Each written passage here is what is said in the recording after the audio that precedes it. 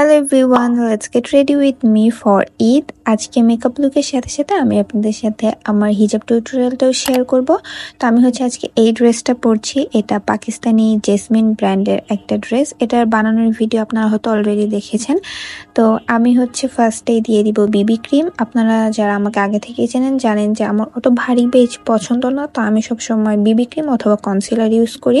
তো আমি এখানে পন্ডসের একটা বিবি ক্রিম ইউজ করেছি, আর এটা শেড হচ্ছে আইভরি। আপনাদের শেড নিয়ে অনেক কোয়ারিজ থাকে। তো এরপরে আমি একটা কনসিলার ইউজ করছি। কনসিলারটা এলভের কনসিলার, আর এটার শেড হচ্ছে ফেয়ার। তো আমি কনসিলারটা জাস্ট আমার চোখের উপরে দিয়ে দিব। আপনারা চাইলে চোখের নিচেও দিয়ে দিতে পারেন। আপনাদের যদি কালো দাগ থাকে, ডার্ক স্পট থাকে, তাহলে ওখানে দিয়ে দিতে পারেন। তো আমি একটা কম্প্যাক্ট পাউডার দিয়ে আমার পুরো ফেসটাকে সেট করে নেব। আমি জেকেটের একটা কম্প্যাক্ট পাউডার ইউজ করেছি, ওটার শেডও 102 আইভরি। দেন আমি আমার আইব্রোটাকে ড্র করে নিব। আর আইব্রো ড্র করতে আমি ফকালোরের আইব্রো পেন্সিল ইউজ করেছি, এটা শেড ডার্ক ব্রাউন। চলে যাব আমার আই মেকআপে। আমি খুব সিম্পল একটা আই মেকআপ করবো, অ্যাজ আমি অত ভালো মেকআপ পারিও না। তো জাস্ট একটা ব্রাউন কালারের, আমি এখানে জাস্ট ব্রাউন কালারের একটা কন্ট্রোর দিচ্ছি। আপনারাও একটা ব্রাউন কালার আইশ্যাডো দিলেও হবে। দেন আমি একটা গোল্ডেন টাইপের শিমার কালারের একটা আইশ্যাডো দিয়ে দিয়েছি। দেন আমি অফ ক্যামেরায় আইলাইনারটা দিয়ে দিব। আমি W7 এর আইলাইনারটা ইউজ করতেছি।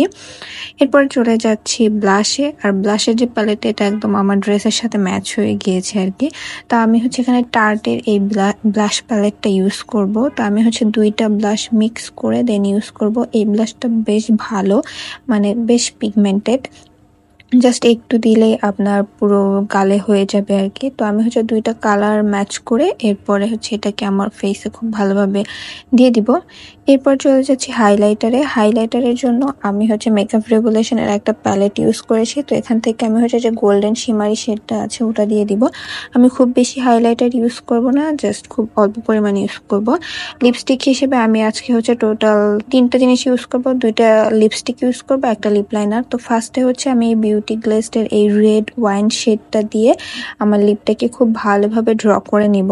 দেন আমার লিপসের মাঝখানে আমি এই লিপস্টিকটা ইউজ করব। এটা জেফ্রি স্টারের কালাবাসাস শেডটা। আমি যদি ঠিক প্রোনাউন্স করেছি, আই থিঙ্ক যে এটা প্রোনাউন্সিয়েশন একটু কঠিন। তো এরপরে আমি একটা লিপ গ্লস দিয়ে দিচ্ছি। এটা পিঙ্ক ফ্ল্যাশের একটা লিপ গ্লস। আচ্ছা, শেডটা আমি স্ক্রিনে লিখে দিব।